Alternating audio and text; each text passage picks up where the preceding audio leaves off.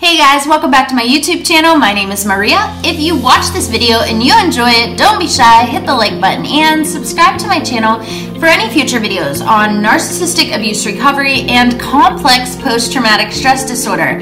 Out of respect for the tragic death of our friend Stephen tWitch Boss, who was the DJ on the Ellen DeGeneres show, his tragic passing this past week, let's talk about toxic positivity. Let's go. So I am not a personal friend of tWitch. I am not a member of his family. I am not a member of his inner circle. But when I heard of the suicide death of someone who was such a positive influence in our society, all that could come to mind is what we call toxic positivity. And so I really think it's important having a platform on YouTube that we talk about what this toxic positivity is. Because if you're someone who follows this channel, then you're someone who understands and has gone through and has felt long-term emotional abuse, probably narcissistic abuse. Maybe you're the scapegoat of your family. So we have to understand that in order to heal from things, we have to feel, process, and move emotions through our body. This means that we cannot shame ourselves. We cannot put ourselves down for having bad emotions that come up. So what is toxic positivity? So toxic positivity is when we don't acknowledge bad emotions like anger or sadness. So basically, we're doing what a lot of emotional abusers do, and we're sweeping things under the rug. So how many times have you ran into someone that you haven't seen in a long time and you say, "Hey, how you doing?" And they say, "Good." And really, they just went through a divorce. They're having really bad economic struggles and they feel really lonely and depressed. And they say to you, "How are you doing?" And you say, "Oh, I'm good. Only you just lost your job. You had a hard time getting out of bed today and you don't know how you're going to pay rent next week."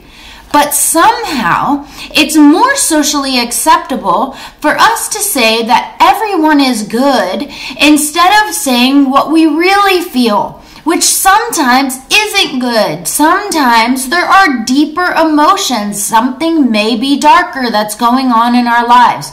If we would say how we really feel, we would be able to make stronger, deeper connections with our family and our friends. Unfortunately, a lot of us have grown up with caretakers, family members, siblings, aunts, uncles who sweep things under the rug. They are emotionally abusive. They are people that do not validate emotions. They don't ask you how you're feeling. They don't ask you if you're okay. They don't ask you, how is everything going? Let's talk about this, and validate the different feelings that you have. Instead, they sweep things under the rug. Just to get personal real quick, you know, I remember when I went through the worst relationship of my life, actually. I was with someone who was a sociopath. A fake life, a fake career, would tell me stories about fake conversations that they had, fake people in their life. And when the relationship ended, I was devastated. It took a real toll on my emotional health, like it would for anyone. What I needed was support. I needed to be able to have my feelings validated. But when I went to parents, caretakers, family members, siblings, I was asked, "Do you really want to talk about that? Why do you even want to talk about that? Wouldn't you rather just move on?" See, when we sweep things under the rug and we do not validate each other's emotions, that causes the person with the unsettling emotions inside to feel as if there's something wrong with them.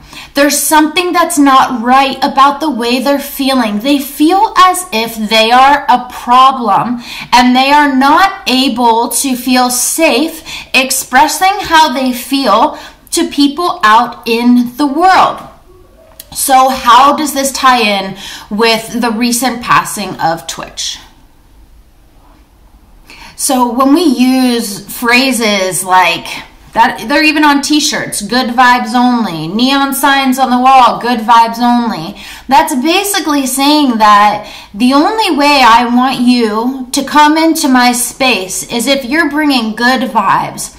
Well, I want you to know that in my life, all vibes are welcome. If you're feeling okay, if you're feeling great, if you're not feeling good at all, it's very important that you know that with me, you have a safe place to express all emotions, not just good vibes. Well, when we have people like Twitch or even Robin Williams, we put these types of people in a box. We give them a category. These are people that make us feel good. These people don't always feel good because they're human. So when they don't feel good, a lot of times they feel shame and they feel guilt because they are no longer put into that box of I can't make other people happy right now because I inside am unhappy. This creates the guilt, this creates the shame. When we say things like good vibes only, or we only allow people to fill one role in our lives, when these people feel bad, they tend to isolate. They tend to not talk about their feelings. They tend to feel that shame and that guilt so deeply for not owning up and being on that pedestal that you put them on, to be able to make you laugh or to be able to make you happy. Not everyone is going to be positive all the time, and that's okay.